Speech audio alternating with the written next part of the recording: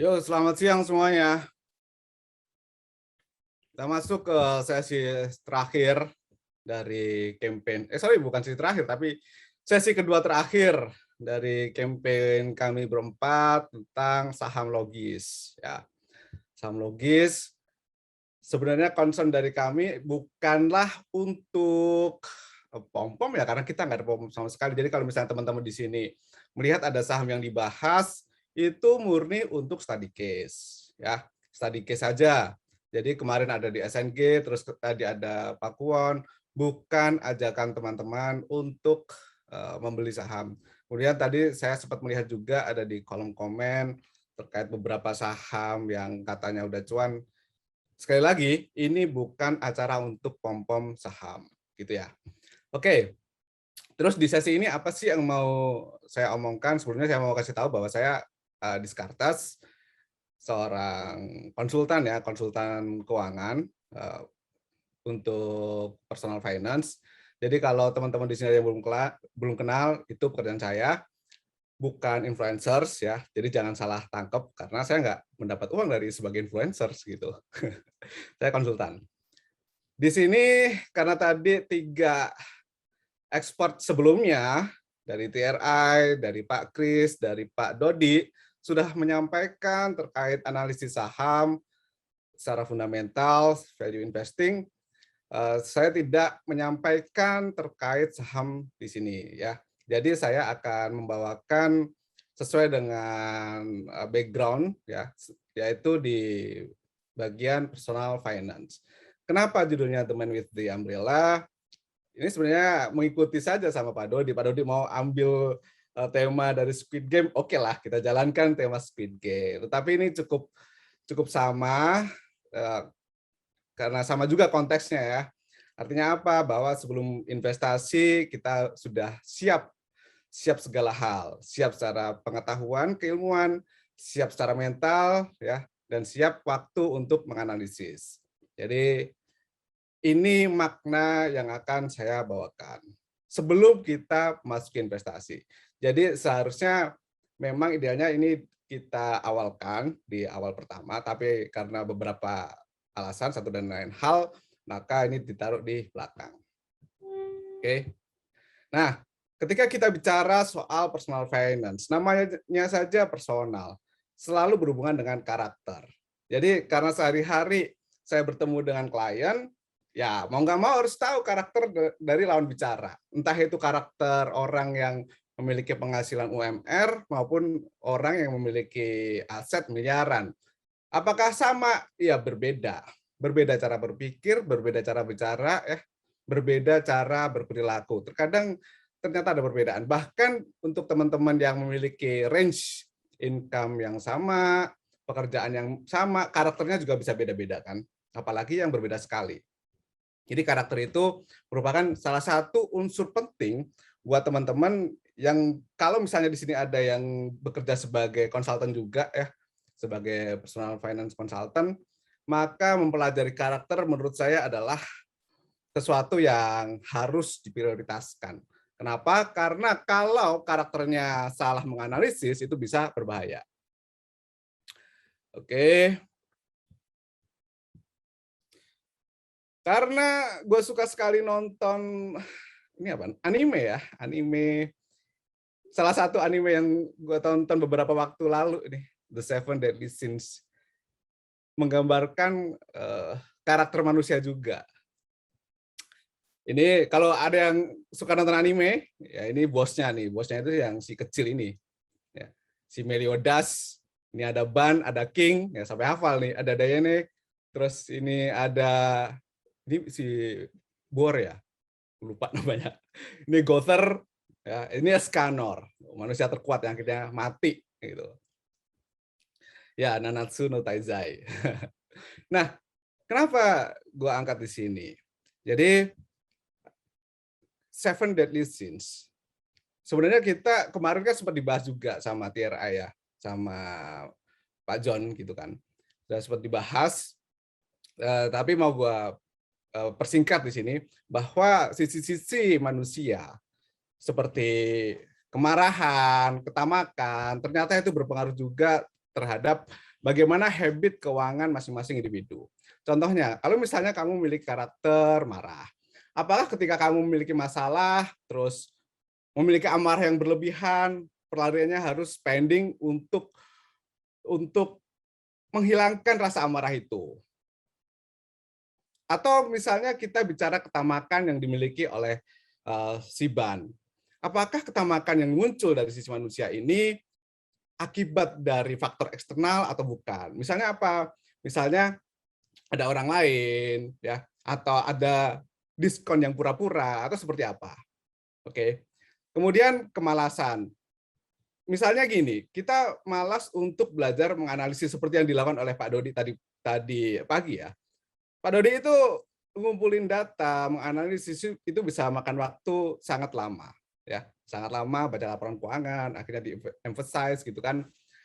Kalau ada dari kita yang merasa, udah malas untuk menganalisis, terus akhirnya ya udah deh cari shortcut dengan apa, mencari stock pick atau mengikuti berita saja tanpa menganalisis mendalam, jelas itu sangat berbahaya ya, jelas berbahaya sekali. Kemudian Escanor misalnya, keangkuhan dari si Escanor. Kita sudah melakukan analisis, terus memang percaya diri itu penting. Percaya diri ketika sudah membuat analisis, oke ini analisis gue adalah yang paling baik. Yes, tetapi tidak bisa kalau misalnya kita abai terhadap informasi-informasi yang sifatnya fundamental. Menurut saya itu juga harus hati-hati. Jadi kita harus gampangnya kalau misalnya kita mau belajar, maka kita kan mengosongkan gelas untuk belajar, ya kan.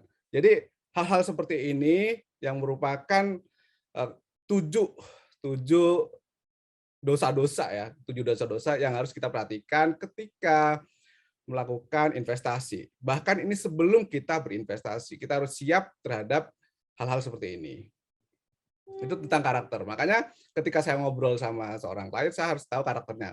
Bagaimana sih dia? Apakah dia tipe yang ketika marah akan spending banyak sekali, atau rakus, atau orang yang bernafsu gelap mata, ya. Jadi itu harus diketahui. Nah, setelah karakter, kita ngomong soal problem. Jadi ketika bicara soal investasi juga, ya, sebetulnya saya bisa bilang bahwa investasi itu kalau bagus dan investornya siap, probabilitas untuk menghasilkan profit itu sangat tinggi sekali. Sukses itu tinggi sekali. Tetapi syaratnya yaitu investornya siap, produknya jelas. Udah berulang-ulang orang-orang bilang, ya kan? Udah beribu kali orang bilang. Udah beribu kali juga orang mendengarkan. Tapi mungkin hanya 1 atau 2 kali orang memikirkannya. Pada akhirnya yang ada di market sekarang adalah produk-produk yang nggak jelas. Makanya ini konteks dari slide ini adalah gimana sih biar kita nggak fail, gimana sih biar kita memang sudah beneran siap, atau gimana sih biar ketika kita berinvestasi ya ngerti gitu loh ya. Jadi sebenarnya sesederhana ini saja, kalau kita melihat produknya nggak jelas, investornya nggak siap, ya fail. Produknya bagus, tapi investornya nggak siap, ya bisa fail juga. Loh, maksudnya apa? Sederhana saja. Produk bagus, kayak yang saham yang sudah dibahas selama 3 sesi sebelumnya. Barang bagus, kemudian lagi turun sedikit, investor panik, jual. Jadi kecenderungan yang ada sekarang adalah investor-investor itu lebih suka untuk jual rugi daripada jual untung. Ya, kecenderungannya seperti itu. Kalau yang Pak Kris dulu sempat discuss di Instagram yang saya lihat, itu nggak ada istilah cut loss. Tapi kenyataannya kita bisa melihat, wah orang lebih suka menjual ketika produknya ini mengalami penurunan harga. Padahal produknya bagus. Nah, kenapa demikian? Karena dia nggak yakin bahwa produk tersebut bagus. Ya, kenapa dia nggak yakin? Ya karena dia nggak siap. Sebenarnya logika berpikirnya kan sesederhana ini, sesimpel ini. Kan gitu. Nah, jadi kalau saya bilang, sebelum kita ngomongin itu, sebenarnya siapa sih yang belum siap sebenarnya untuk melakukan investasi? Karena saya memiliki range klien yang cukup panjang ya, cukup beragam dari yang nggak punya duit sampai yang punya duit. Banyak loh ternyata orang yang memaksakan. Memaksakan untuk apa? Memaksakan untuk investasi, padahal income-nya ya belum siap, bahkan tidak ada. Kenapa?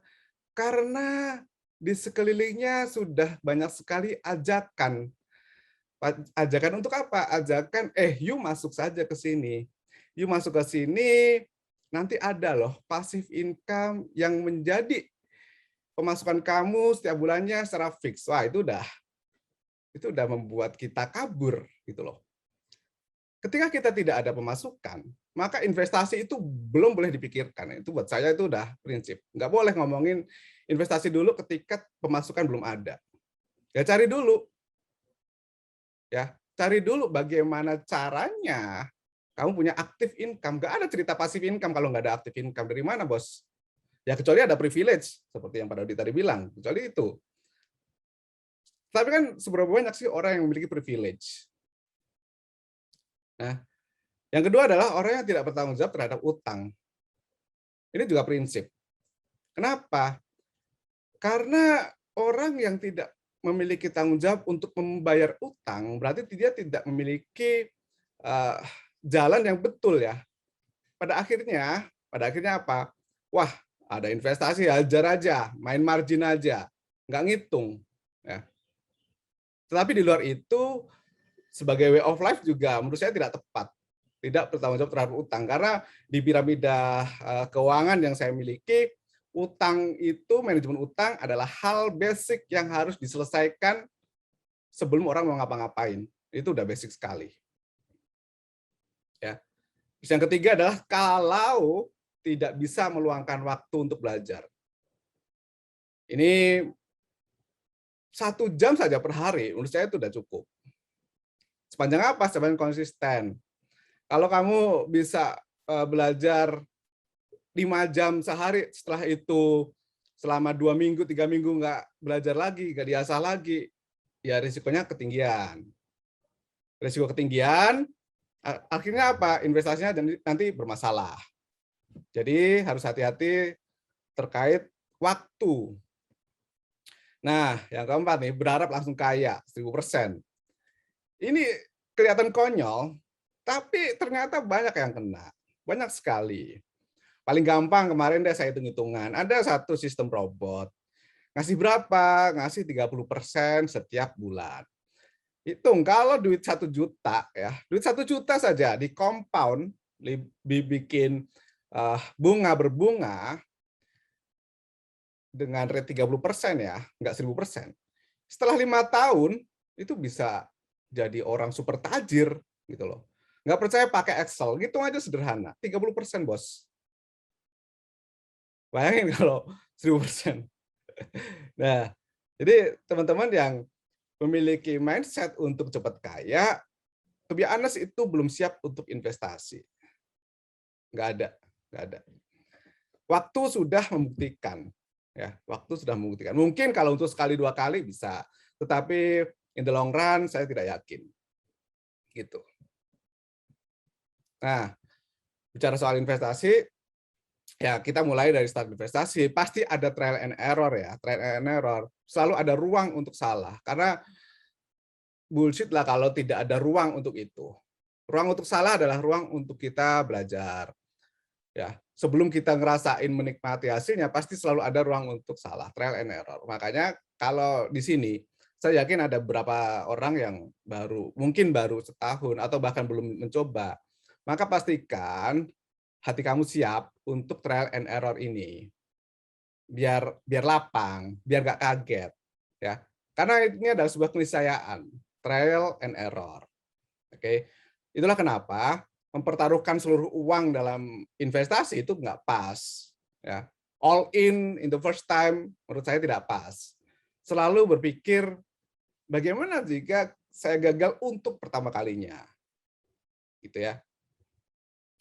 Jadi pada akhirnya orang-orang yang gagal dalam berinvestasi itu ya karena ingin cepat kayak tadi, itu fail. Habis fail ngapain? Dia pengen balas dendam. Pengen balas dendam, make margin, make pinjam, fail lagi. Ya. Jadi ternyata rumus untuk gagal dalam investasi ya sederhana, lebih gampang nih. Pengen aja cepet kaya. Kalau masih ada pikiran seperti itu, chance kamu untuk fail besar sekali. Habis fail, terus mau balas dendam, pakai pinjaman, ya fail lagi. Tuh. Lihat saja nih, keinginan orang untuk belajar itu wah jauh lebih kecil dibandingkan dengan apa? Dibandingkan cara-cara tadi ya, cara-cara tadi. Makanya orang-orang yang terkena ya itu banyak sekali pemberitaannya. Bahkan nggak pandang pendidikan, nggak pandang itu. Berapa banyak orang yang sarjana, orang yang lulus eh, pintar, orang yang punya gelar di mana-mana, tetapi kena. Bahkan menyuruh orang, menjebak orang. Ini adalah contoh yang nyata ada. Ada orang dengan gelar panjang, terus meminta orang lain untuk ikut yuk, ikut ke investasi gua. Nanti gua akan kasih rate yang tinggi gitu loh. Itu beneran ada. Makanya kan kalau teman-teman semua punya orang tuanya pernah diajakin, iya yang ngajakin orang pinter kok, kenalan papa, dia lulusan dari luar tinggi, ya, dia punya background yang bagus, ya bisa saja, bisa saja. Tapi belum tentu background, terus pendidikan tadi, itu logis dengan apa yang dilakukan. Oleh karena itu, kita sebagai manusia juga harus berpikir, apakah ajakan tersebut wajar atau tidak. Karena investasi yang bodong itu ya nggak pandang bulu, bos. Nggak pandang bulu. Tuh. Nah, karena tadi saya bilang, ya all in, ada revenge, ada yang pinjam. Makanya beberapa waktu, bukan beberapa waktu ya, dari dulu sampai sekarang, saya melihat yang namanya utang itu ada produktif dan utang tidak produktif, utang konsumtif lebih tepatnya. Buat saya itu semua sama saja. Saya tidak terlalu peduli apakah utang tersebut digunakan untuk bisnis atau digunakan untuk beli baju. Buat saya namanya utang ya utang, gitu. Jadi mungkin ini agak berbeda dengan pendekatan-pendekatan yang dilakukan oleh beberapa teman konsultan, ya nggak apa-apa.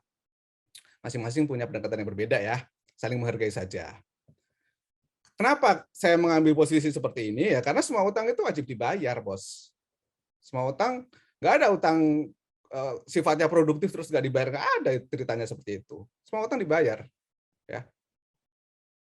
Mungkin kita bisa melihat karena dari sisi peminjam, ya, karena dari sisi peminjam. Tapi buat pemberi pinjaman ya sama aja, sama aja. Di utang 200 juta, ya mau digunakan untuk apa? Balikin ke gua 200 juta plus plus gitu kan. Ya. Jadi semua utang itu sama. Kenapa mindset ini penting? Mindset ini penting untuk disiplin dalam pembayaran. Salah satu yang menyebabkan orang mengalami kebangkrutan itu bukan karena gagal investasi ya. Tapi kenapa? Karena dia menggunakan apa yang dia tidak mampukan. Karena dia menggunakan harta orang lain ya untuk investasi yang ternyata gagal. Makanya prinsip yang saya pegang adalah jangan menabrakkan ketidakpastian ya, ketidakpastian mendapat profit ditabrakkan dengan kepastian membayar bunga dan utang. Itu menurut saya tidak masuk akal. Oke. For the long run ya, untuk long run itu nggak masuk akal. Jadi ketika utang pasti perhatikan ya lama waktu bunga yang dibayar itu primary payment-nya itu berapa, itu jelas akan merekonstruksi bagaimana keuangan masing-masing individu. Gitu. Ya. Nih, ini contohnya. Mobil untuk usaha, mobil untuk main sama-sama akan balik ke saya ya 220 juta juga gitu loh. Ya. Memang nih ya, memang kalau mobil untuk usaha, kalau usahanya benar akan menghasilkan cuan, akan mendapat income buat daily. Ya betul. Tapi itu harus ditambahkan dengan ilmu juga gitu loh. Jangan semata-mata, ya gue mau bikin usaha warung mie misalnya ya, warung mie atau warung warteg yang suka dibawa sama Pak Budi. Warung warteg gue pinjem deh 200 juta. Ya, ngerti nggak cara bikin warteg yang bagus gitu loh. Jadi bukan hanya karena embel-embel bisa utang terus membuat warung warteg, terus kamu bilang bahwa utang itu produktif, ya enggak gitu. Seberapa besar produktivitasnya, kan gitu. Jadi teman-teman ketika bicara soal utang, benar-benar dipastikan. Kemarin saya ingat ada beberapa analis yang bilang gini, terkait dengan di peer-to-peer ya, di peer-to-peer lending, bahwa ya nggak apa-apa, gua akan invest ke usaha-usaha yang sifatnya produktif gitu. Oke, seberapa jauh kita bisa tahu nih produktivitasnya, seberapa dalam. Kalau hanya karena embel-embel mobil ini untuk usaha, ya menurut saya itu belum pas ya. Masih jauh perjalanan untuk tahu bahwa utang tersebut betul-betul produktif. Oke. Jadi sebagai benchmark kita ya sama sajalah utang itu. Nah, makanya biar tidak terjerumus lebih dalam ya, sebelum kita lebih dalam terjebak dalam lingkaran salah investasi, investasi yang gagal, maka benar-benar deh kita harus tahu dulu. Diri kita sendiri tuh harus tahu. Sebelum orang bisa memberi advice terhadap klien, sebelum teman-teman di sini kalau misalnya ada konsultan memberi advice, itu harus tahu dulu kondisinya. Gimana ceritanya kita bisa tahu, bisa memberi advice kalau kita tidak tahu kondisinya? Buat saya ada 3 variabel utama. Status saat ini ya, status pekerjaan, termasuk status keluarga juga sebetulnya. Tapi intinya adalah status ya.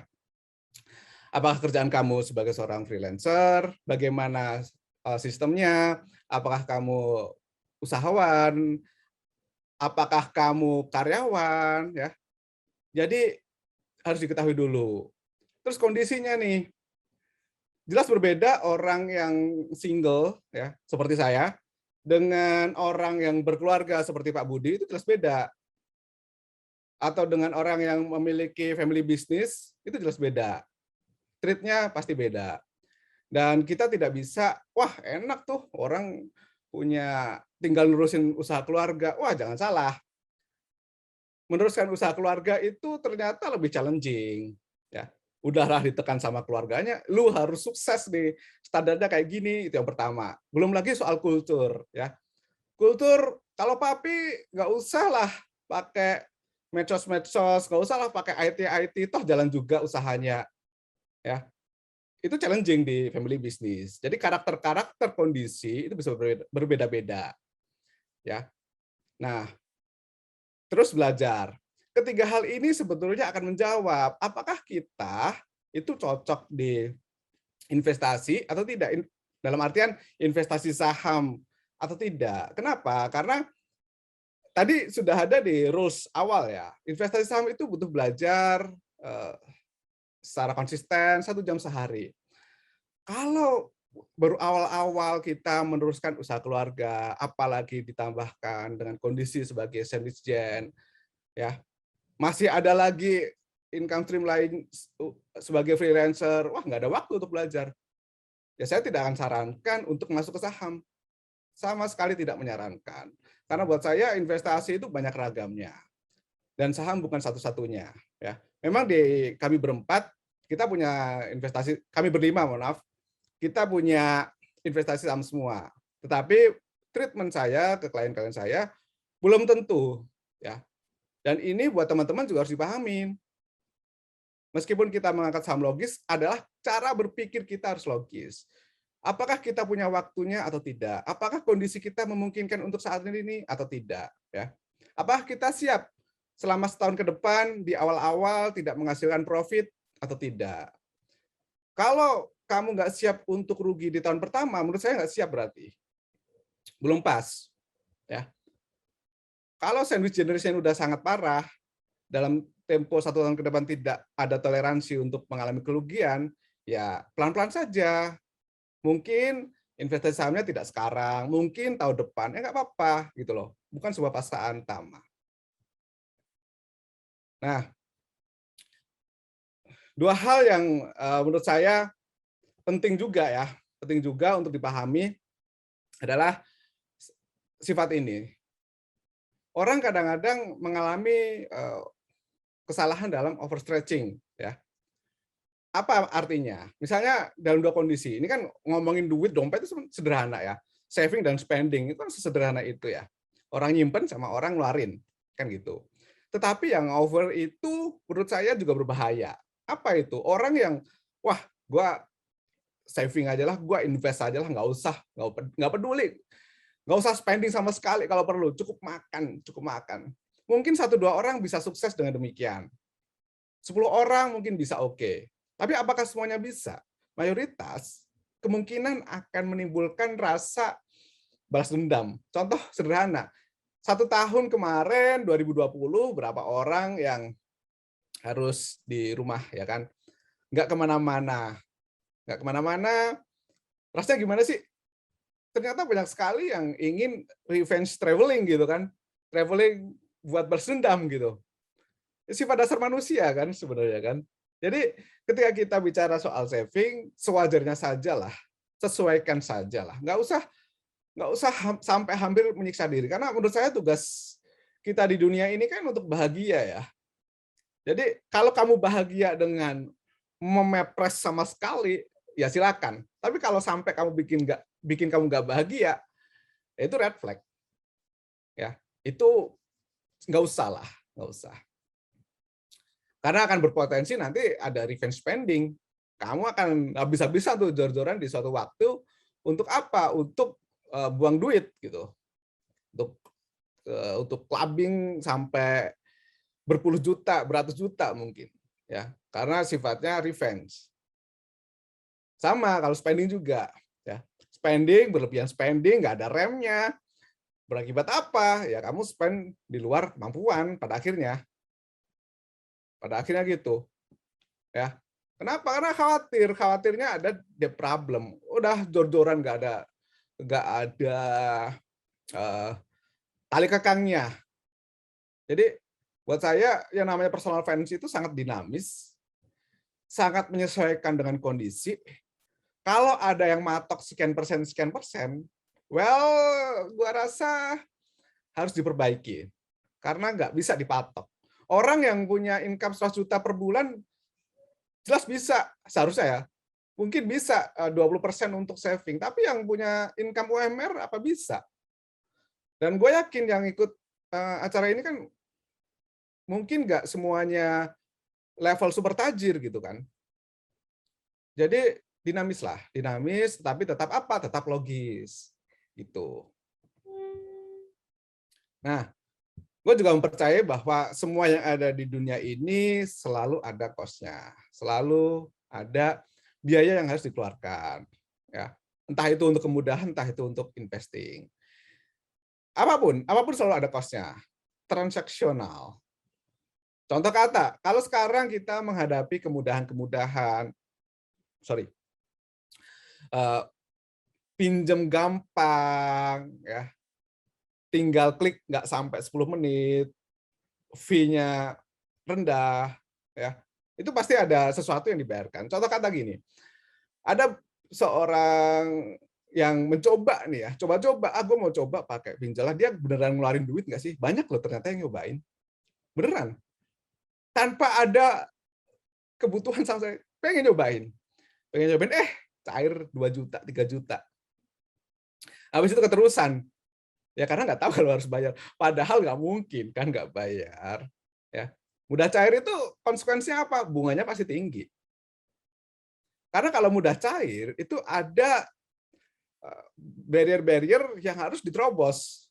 Ya, banyak sekali analisis-analisis yang harus diabaikan. Akibatnya apa? Resiko menjadi tinggi. Resiko tinggi itu apa? Harus diambilnya dengan apa? Dengan bunga yang tinggi. Nggak mungkin kalau resiko tinggi bunganya rendah. Nggak mungkin. Ya.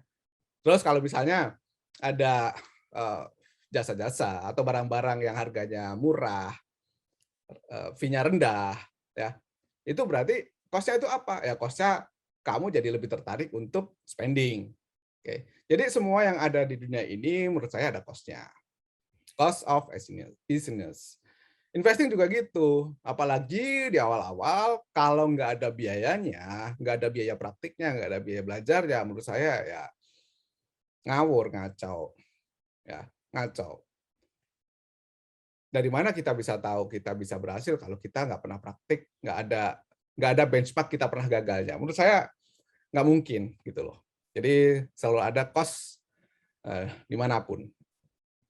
Nah, ini faktor eksternal yang promotion, diskon, news, itu noise yang ada di luaran. Ya buat saya eh, sekarang itu memang banyak sekali media yang hanya memunculkan noise ya, hanya tidak subjektif. Itu banyak sekali. Tapi konsep saya ini yang 0% ini loh. 0% diskon ternyata gini ya. Saya mau bilang kalau buat orang-orang yang pintar, yang bisa berpikir, yang kontrol emosinya bagus, diskon 0% itu bisa berguna. Ya, saya setuju dengan itu. Saya setuju. Tetapi kenapa di campaign-campaign yang saya tulis di Instagram, saya sama sekali bilang jangan menggunakan diskon 0%. Jangan, jangan, dan jangan. Kenapa?